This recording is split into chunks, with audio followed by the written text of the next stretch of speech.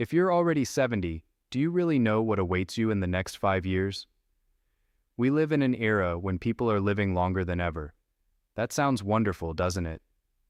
But that's exactly what worries me.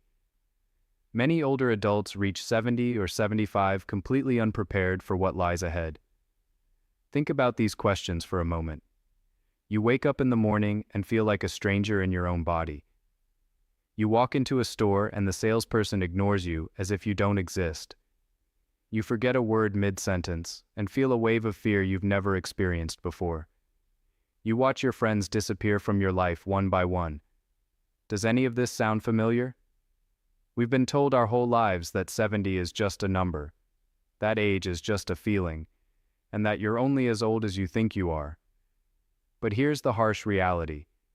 The years between 70 and 75 are scientifically the hardest, most brutal, and most painful stage of life. Harder than your 80s and harder than any previous decade, and no one warns you about it. Today I'm going to share 5 reasons why the 70 to 75 stage is the most difficult period of life. These aren't opinions, they're realities. And the main reason determines whether the next 20 years of your life will be meaningful or an endless nightmare. Studies show that 99% of people who go through this 5-year period experience these 5 changes, regardless of their financial situation, health, or family background. But here's the good news. Once you understand these reasons, you can stop suffering because of them and start facing them with strength. So today, I'm revealing the 5 reasons and how to handle each one. Give this video a like and subscribe. Your support helps us keep creating this content. Let's begin. Reason 5. You become invisible to the world. When you turn 70, something painful happens. The world stops seeing you, not gradually, but almost overnight. You walk into a store and the salesperson ignores you to help the younger customer behind you. You speak up in a meeting and people nod politely, but then continue as if you hadn't said anything. You go to a restaurant and the waiter treats you like you're confused by the menu. Inside, you're still the same person. Intelligent, capable, full of stories and wisdom. But the world has decided you no longer matter. Margaret Wilson, 72, from Cleveland, told me, "Last month I went to buy a new phone. The salesperson didn't even look at me. He kept asking my daughter what I needed, even though I was the one paying. I felt like a ghost in my own body." Does this sound familiar? A study from Yale University reveals that 82% of people aged 70 to 75 say they feel invisible in public spaces. Researchers call it social erasure, and it hits hardest in this age range. Why? Because at 60, most people still see you as middle-aged. At 80, you receive compassion and respect for having survived so long. But between 70 and 75, you fall into a strange gap. Too old to be taken seriously, too young to be admired for your longevity. Retirement makes it worse. Most people retire between 65 and 70. By 71, the calls from former colleagues stop, and the invitations to industry events disappear. The identity you built over 40 years vanishes in 18 months. You're no longer the engineer, the teacher, or the manager. You're just retired, a label that erases everything you've accomplished. This is what really happens. Family dynamics change too. Your adult children stop asking for your advice and turn to Google or their friends instead. Your grandchildren see you as someone who doesn't understand their world. The wisdom you've accumulated over a lifetime suddenly has no buyers. Robert Kim retired at 70 and tried to stay in touch by calling his old colleagues every week. After 6 months, they stopped returning his calls. He felt rejected. The stress made things worse, and within a year he developed depression he had never experienced before. So what can you do? First, stop trying to prove your worth to people who have already dismissed you. That system is rigged. Seek environments where age is an advantage. Volunteer organizations, mentoring programs, community boards, or religious communities. In these spaces, experience is valued. Second, build new connections with people your own age. Friendships formed after 70 are the best antidote to invisibility. They see you. they understand you. Third, develop a visible identity outside your former profession. Become a gardener, a writer, a volunteer at an animal shelter. Give yourself a new title the world can recognize. Fourth, document your story. Write it, record it, and share it with the younger members of your family. Your life matters, even if the supermarket cashier doesn't see it. Dorothy Patterson decided to try something different. She joined a community garden, started teaching reading at a local library, and made 3 new friends in her 70s. She told me, "I stopped chasing people who didn't see me. Now I feel more visible than ever." The key is this: realize that the world you knew at 60 no longer exists. Build a new world that sees you instead of begging the old one to look back. But while invisibility wounds your soul, something even more dangerous is happening inside your body. Reason 4. Your energy collapses without warning. Between 70 and 75, your energy doesn't just decline, it plummets.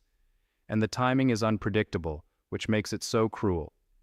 You wake up on Monday feeling great, do some gardening, walk the dog, cook dinner, meet friends, and think, "I still have energy." But Tuesday morning you can barely lift the coffee pot and you're exhausted for no apparent reason. You don't have the flu, you didn't sleep badly, you're just empty, as if your battery was drained overnight. Ellen Brooks, 74, from Nashville, told me, "I had been planning my granddaughter's birthday party for months. I got everything ready. I felt fine that morning. By 2 p.m. at the party, I had to lie down on the couch. My family thought I was sick. I wasn't. I just felt empty." Sound familiar? A Mayo Clinic study shows that between 70 and 75, mitochondria lose 40% of their efficiency. This drop is greater than in any other 5-year period. Literally, your cells can no longer produce energy at the previous rate. The cardiovascular system loses about 15% of its maximum capacity in these 5 years. The heart pumps with less force and blood vessels carry oxygen less efficiently. And this is what really happens. Your hormones go haywire. Cortisol rises and falls with no pattern. This roller coaster destroys your stable energy levels and explains why you feel bad for no reason. The cruelest part is that you can't predict when the crash will come. Frank Chen followed his doctor's advice and tried to fight the fatigue with caffeine and willpower. He kept his usual routine and ignored the warning signs. 6 months later, he collapsed in the supermarket and spent 2 days in the hospital with severe dehydration and exhaustion. So what can you do? First, forget the idea of having a productive day. Replace it with a productive hour. Schedule your important tasks in 60 to 90-minute blocks with breaks in between. Second, identify your peak energy window. For most people between 70 and 75, it's usually between 9 and 11 a.m. Schedule everything important for that time. Third, stop booking commitments back to back. If you have a doctor's appointment on Monday, leave Tuesday completely free. Your body now needs recovery time it didn't need before. Fourth, take guilt-free naps. A 20 to 30-minute nap between 1 p.m. and 3 p.m. can restore up to 60% of your daily energy. This isn't laziness, it's biology. Barbara Lopez tried a different approach. She redesigned her entire week around her energy patterns. She does important activities in the morning, takes naps after lunch, and keeps afternoons calm. She told me, "I no longer trust my body to push through. I trust my schedule to protect me."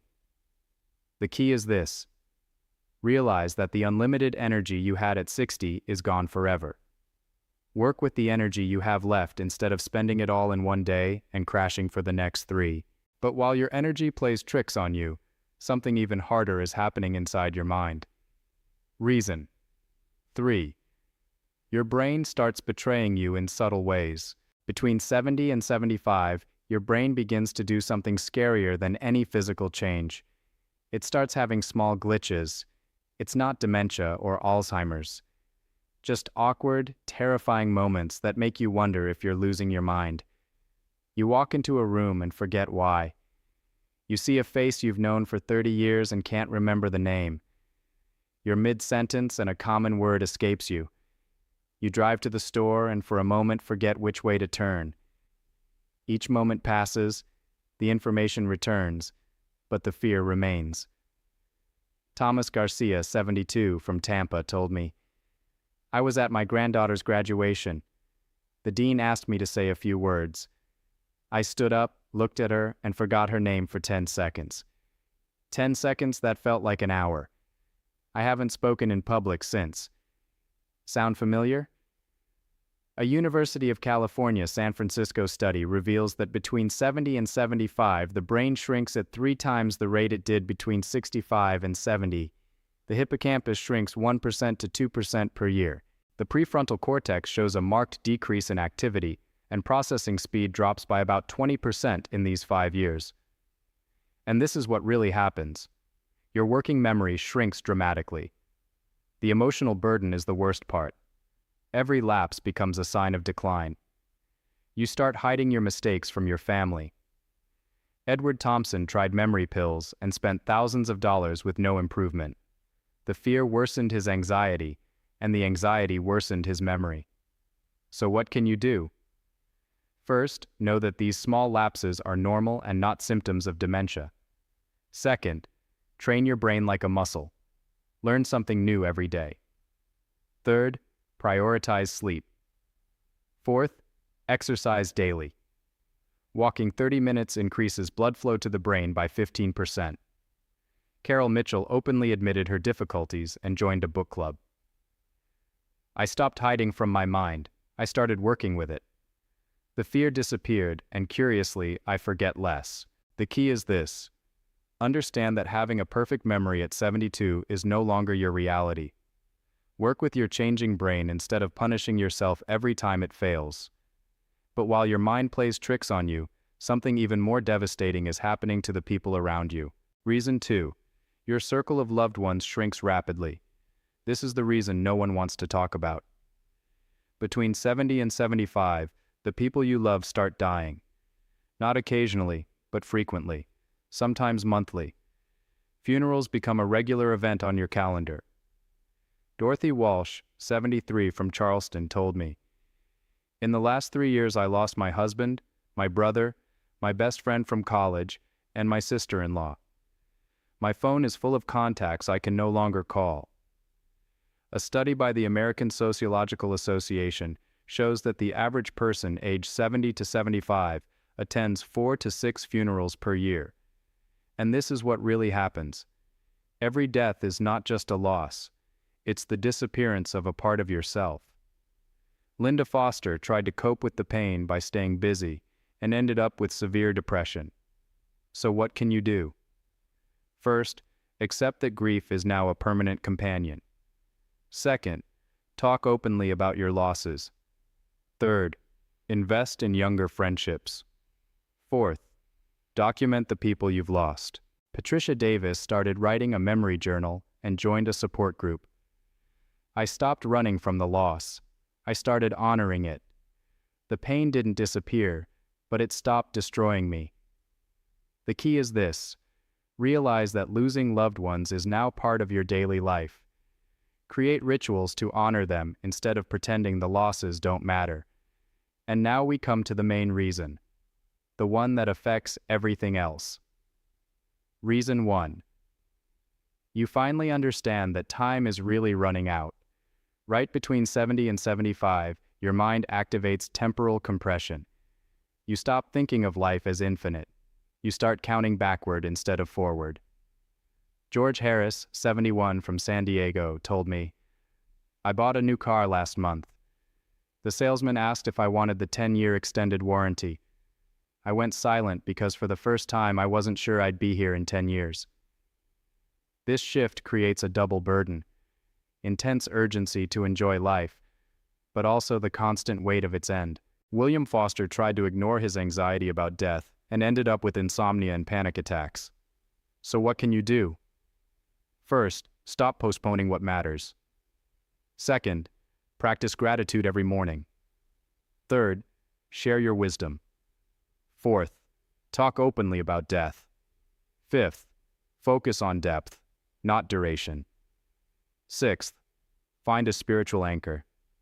7th, live each day as if it were a gift. Helen Brooks wrote letters to her grandchildren, took the trip to Italy she had postponed, and every morning tells her husband she loves him. I'm calmer now than I was at 68. These 5 reasons are not possibilities. They are realities that await every person who reaches 70. But knowing about them transforms these terrifying surprises into manageable challenges. You don't have to accept them passively. You can adapt, prepare, and fight back. If this information opened your eyes, share this video with someone who needs to hear it. Leave a comment telling us which reason surprised you most, and subscribe so you don't miss the next one. Thanks for watching. Remember, aging may be inevitable, but suffering because of it is not. M.